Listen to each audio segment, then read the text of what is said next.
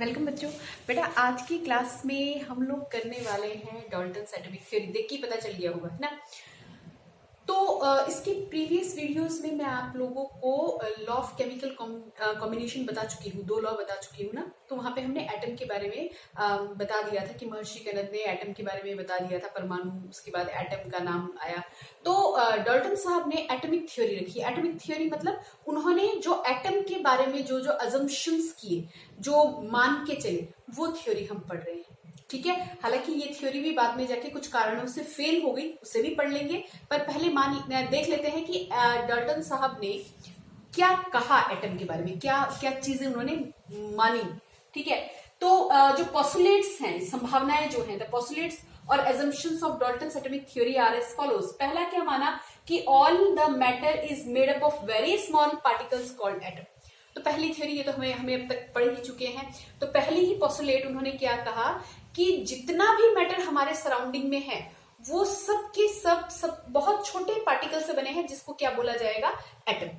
ठीक है, जिसे क्या कहा जाएगा, atom. Atoms can not be divided, और एटम इतने छोटे हैं, ये इनकी थ्योरी थी, जो बाद में हमें पता है कि बाद में क्या हुआ, फेल हुआ, क्योंकि हमें पता है कि एटम के भी सब एटॉमिक पार्टिकल्स होते हैं।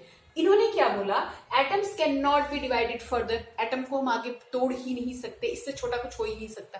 ठीक। अगला क्या माना इन्होंने, all the atoms of an elements are identical in size, mass etcetera.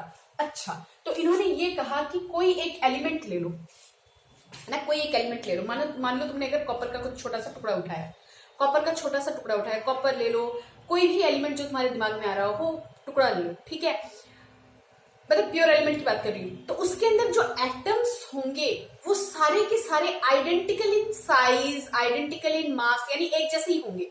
अगर मैंने कोई कॉपर का छोटा सा टुकड़ा उठाया तो उसके अंदर सारे ही एटम किसके होंगे, कॉपर के। कॉपर का जो शेप होगा, साइज होगा, या कॉपर का जो मास होगा, वो आपस में एक दूसरे से क्या होगा, मिलता जुलता, बिल्कुल सेम होंगे। ठीक है, ठीक है, बात समझ में आ रही है। अच्छा, फिर उन्होंने फोर्थ पॉइंट क्या बोल दिया, atoms of different element possesses different properties like size, mass etcetera. अब यहाँ पे क्या बोला, डिफरेंट एलिमेंट अगर उठा लेते हो तुम, 2 अलग डिफरेंट एलिमेंट उठा लो, एक हाइड्रोजन ले लो, एक हीलियम ले लो, 2 अलग अलग हो गए, है ना। तो उनकी साइजेस भी क्या होंगी, अलग अलग होंगी। Possesses different properties like size, mass etcetera, right. Okay, अब आ जाओ किस पे। वैसे मैं तुम्हें एक बात बताऊं, तुम्हें यहाँ पे हमने ये किया था ना, हाँ ओके, ये समझ में आ रहा होगा तुम लोगों को, है ना। ये वाले 2 पॉइंट्स, क्योंकि ये 2 पॉइंट्स तो हम ऑलरेडी कर चुके हैं ना। Atoms can not be divided, और सब चीज छोटी छोटी एटम की बनी हुई है, सारी की सारी चीज छोटे जितने भी मैटर है एटम के बने हुए हैं, ये सब तो समझ में आ रहा होगा। यहाँ पे ये 2 पॉइंट्स आप अलग से मैंने यहाँ पे बता दिया आपको, क्योंकि ये डाल्टन्स एटॉमिक थ्योरी में इसी तरह से बताया गया था कि अगर सेम एलिमेंट है तो उसका जो मास और साइज होगा उसके एटम का, वो सारा एक होगा। और अगर एलिमेंट ही अलग अलग है तो हमारे पास उनकी प्रॉपर्टी भी क्या होंगी, अलग अलग होंगी। जैसे मान लीजिए एक हाइड्रोजन ले लिया, एक हीलियम ले लिया, तो इसका साइज अलग होगा, इसका साइज भी अलग होगा, मतलब ये दोनों आपस में एक दूसरे से मिलते जुलते तो नहीं होंगे। ओके, अब अगला क्या बोला गया, कंपाउंड एटम्स। अच्छा, कंपाउंड को खैर हम आगे भी पढ़ेंगे। तो कंपाउंड एटम्स, जिसको आजकल हम क्या बोलते हैं, मॉलिक्यूल्स बोलते हैं, उसमें जब भी कोई molecules are formed by combination of atoms. Compound है तो एटम अलग अलग हमारे पास एटम क्या होंगे, अलग अलग एटम्स होंगे। तो जब अलग अलग एटम्स कंबाइन करते हैं तो वो सिंपल होल नंबर रेशियो में कंबाइन करते हैं। मान लो अगर मैंने बोला CO2, तो यहाँ पे ये 2 होगा, यानी देखो ये कार्बन का रेशो, कार्बन कितना 1 और ऑक्सीजन कितना 2। ठीक है, हाँ इस तरीके से। वैसे तुम इसका मास रेशो लेते हैं, हम वैसे मास रेशो लेते हैं, लेकिन बात समझिए, यहाँ पे कभी आप CO 0.2 या 2.5 लिखा हुआ कभी आप नहीं देखोगे। CO 260 या 2/3 कुछ ऐसा लिखा हुआ आप नहीं देखोगे। बात समझ में आ रही है। ये ना होल नंबर रेशियो में ये क्या करेंगे, कंबाइन करेंगे। बोलो बात समझ में आई, इतनी बात समझ में आई। 4-5 चीजें हैं, कर लेंगे। अच्छा, ये जो है ये आपका कांस्टेंट किसका, प्रोपोर्शन वाला आ गया ना, कि fix by mass fix combination के साथ, ऐसा ही कुछ है ना, ऐसा ही कुछ पढ़ा था, याद आ रहा होगा आप लोगों को, है ना। ओके, चले तो एक बार फिर से रिवाइज कर लेते हैं। डाल्टन साहब की थ्योरी क्या थी? डाल्टन साहब की थ्योरी ये थी कि जो भी मैटर है हमारे चारों ओर, जितने भी मैटर्स हैं, ठीक है, जो भी मैटर है वो एटम नाम के सबसे छोटे पार्टिकल का बना हुआ है।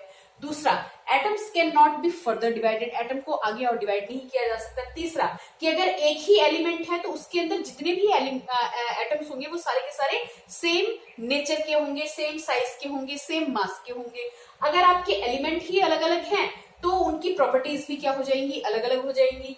और जब हम कंपाउंड बना रहे हैं, यानी जब हम मॉलिक्यूल बना रहे हैं, दो या दो से ज्यादा जो भी आप एटम उठा रहे हो वो हमेशा फिक्स रेशो में ही जुड़ेंगे। बोलो, ये बात समझ में आई? ठीक है, अब जरा इनके फेलियर्स भी देख लेते हैं कि ये फेल कहाँ पे हुए थे, क्या क्या ऐसी बातें थी जो चुभ गई थी, जो फेल हो गई थ्योरी, क्या कमियां थी इसमें। तो बेटा जी, ड्रॉबैक्स के बारे में एक बार फटाफट से देख लो। डाल्टन एटॉमिक थ्योरी का जो ड्रॉबैक था वो कमी कहाँ पे रह गई? कमी रह गई कि पहला ही जो था कि atoms can't be divided further, atom को और तोड़ा नहीं जा सकता। तो वहां पे ये बाद में पाया गया कि कुछ स्पेशल परिस्थितियों में अगर हम देखें इसको, तो एटम को फर्दर हम डिवाइड करके देख सकते हैं। या एटम जो है वो 3 चीजों का बना हुआ है, इलेक्ट्रॉन, प्रोटॉन, न्यूट्रॉन, यानी एटम के अंदर ये सब एटॉमिक पार्टिकल्स हैं। ठीक है, क्या? इलेक्ट्रॉन, प्रोटॉन, न्यूट्रॉन, यानी एटम से भी छोटे कुछ और हैं। ठीक है, तो पहली थ्योरी तो वहीं फेल हो गई। ठीक है, पहला पोस्टुलेट तो वहीं पे उनका फेल हो गया। ओके, दूसरा, atoms of same element can have slightly different mass. अब देखो, बहुत सारे, वैसे इससे ना आपका आइसोटोप का कंसेप्ट यहाँ पे आ रहा है। आइसोटोप्स आगे पढ़ाएंगे, अगले चैप्टर में आइसोटोप्स के बारे में बहुत डिटेल में है। ठीक है, आपके कोर्स में है। आइसोटोप्स क्या होते हैं बेटा? जैसे मान लीजिए क्लोरीन मैंने ले लिया, क्लोरीन Cl। ओके, क्लोरीन का 3517 एटॉमिक नंबर, यहाँ पे क्लोरीन दूसरा 37 मास। क्या हो गया? एलिमेंट क्या है? सेम एलिमेंट है, लेकिन मास क्या हो गया? हल्का सा क्या पड़ गया? डिफरेंट पड़ गया। एक हाइड्रोजन भी आता है, हाइड्रोजन का भी आइसोटोप दिखने को मिलता है ना? Sorry, one. ठीक है, और क्या है यहाँ पे? ड्यूटेरियम, ट्रिटियम करके इनके नाम है अलग अलग से। ठीक है बेटा, तो ये देखो, जैसे हाइड्रोजन है लेकिन थोड़ा थोड़ा डिफरेंट मास दिख रहा है, इसका 1, इसका 2, इसका 3। जरूरी नहीं कि 1 ही हम लेके चले मास। ओके बेटा, तो ये आइसोटोप का केस यहाँ पे आ गया, यानी कि एक ही एलिमेंट उनका डिफरेंट मास भी हो सकता है स्पेशल केसेस में। अच्छा, अब दूसरा आ गया, atoms of different element can have same mass. Elements different हैं लेकिन मास क्या है? सेम। ये कंसेप्ट आता है आपका आइसोबार का। किसका कंसेप्ट आता है? आइसोबार्स का। तो आइसोबार्स क्या होते हैं? यानी हमारे पास क्या है? एटॉमिक नंबर जो है वो डिफरेंट है लेकिन मास क्या है? सेम। हाँ, कैल्शियम है, आर्गन है। जरा बात करें, कैल्शियम कितना? 20, ये कितना? 18, लेकिन इनके जो मास है वो लगभग बराबर। ठीक है, कुछ समझ में आ रहा है? कैल्शियम ले लिया अब मैडम ये कंसेप्ट कहाँ से आ गया? अभी ये समझाएंगे भाई, समझाएंगे। कार्बन है, नाइट्रोजन है, ये भी हमारे आइसोबार्स हैं। कार्बन है, नाइट्रोजन है। कार्बन का 6, 12, नाइट्रोजन का 7, और नाइट्रोजन का क्या पड़ जाता है हमारे पास? सॉरी, यहाँ पे हमारे पास आता है लगभग 14, 14। समझ रहे हो? तो कुछ ऐसे हमारे पास आइसोबार्स, आइसोटोप्स आते हैं जिसमें ये जो एटॉमिक थ्योरी में जो हमने पोस्टुलेट्स देखी थी, डाल्टन एटॉमिक थ्योरी की जो पोस्टुलेट्स थी, तो वहां पे थोड़ा सा गड़बड़ मामला हो जाता है। गड़बड़। ठीक है बेटा, तो करेंगे इसके बारे में डिटेल में आगे करेंगे। ठीक है, आप इतनी प्रिपरेशन कीजिए, मिलते हैं नेक्स्ट वीडियो।